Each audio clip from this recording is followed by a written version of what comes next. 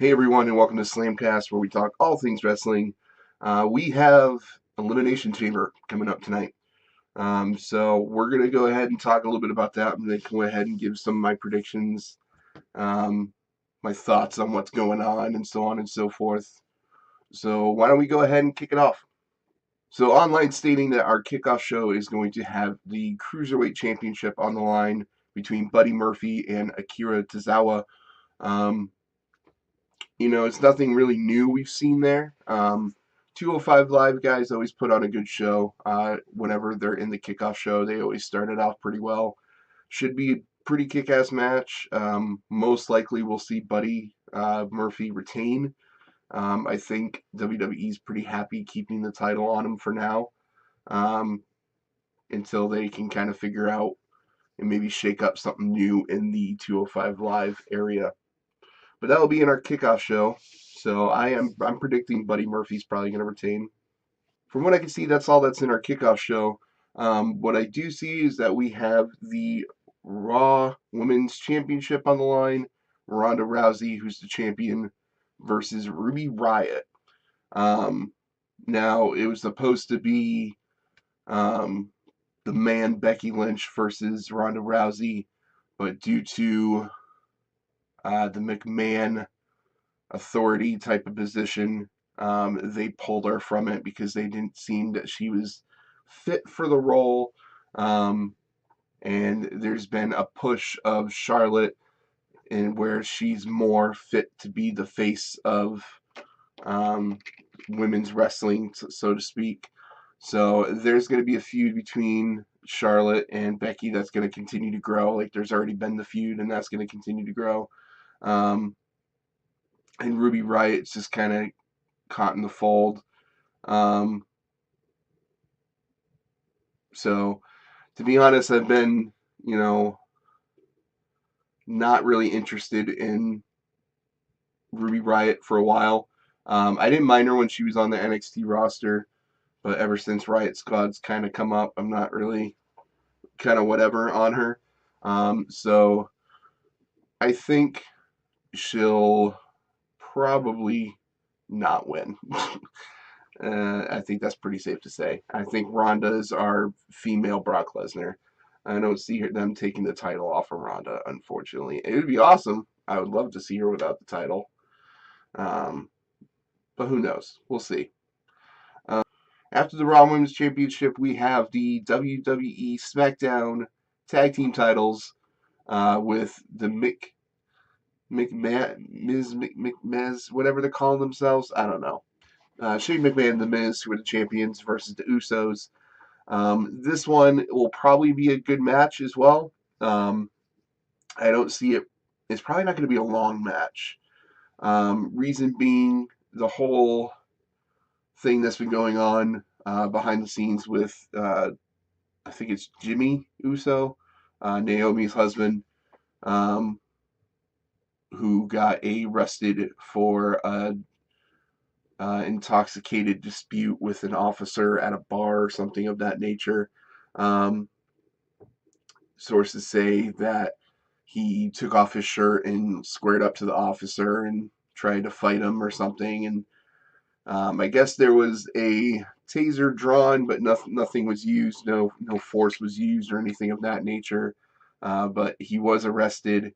WWE did release a statement using his real name, saying, you know, all WWE superstars are responsible for their actions, types of things, and there's further investigation going, and so on and so forth. Um, so I don't see the Usos getting the championship because even if stuff like this has happened before, and I even if there's no necessarily punishment for his arrest, um, I don't see them being rewarded with the titles, tonight on Elimination Chamber. So, um, probably safe to say that Shane McMahon and Miz will retain. Um, Women's Tag Team Elimination Chamber match. So to name the first inaugural women's tag team, and we have Nia Jax and Tamina as one team versus Liv Morgan and Sarah Logan, Mandy Rose and Sonya Deville, Bayley and Sasha Banks, the Iconics, Billy Ray, I'm sorry, Billy Kay and Peyton Royce, and then Carmella and Naomi. Um, my whole thoughts on the whole thing is, one, Carmella and Naomi is such an odd kind of random pairing in my opinion. Um, both good in-ring performers, but just an odd team. I think that's just for them to fill a void. Um, there's probably going to be a lot of action and a lot of craziness going, especially when you have you have your two heavyweights, Tamina and Nia, who are, Nia Jax is one of my favorites. Um, and then you got Bayley and Sasha, who will probably do a lot more of the kind of, especially when I say actually Sasha Banks and Bayley, but you got Naomi in there. I got to remember they'll probably do something crazy, jumping off a pod or something, or it should be a good match. They're probably going to give it to Sasha Banks and Bayley. Um, to me, that just seems like WWE's comfortable decision. Um, I don't see them putting it on Carmella and Naomi because, like I said, I think that was just filler. I don't think that they're actually trying to push them as a tag team. Um, Riot Squad, Riot Squad's kind of got it nice. You got Ruby Riot in a championship match with Ronda Rousey, and you have Liv Morgan and Sarah Logan in for the tag team titles. So who knows? Maybe there's a weird turn of events and all three of the ladies get gold, but most likely we'll probably see Sasha Banks and Bayley because they're kind of the how would I say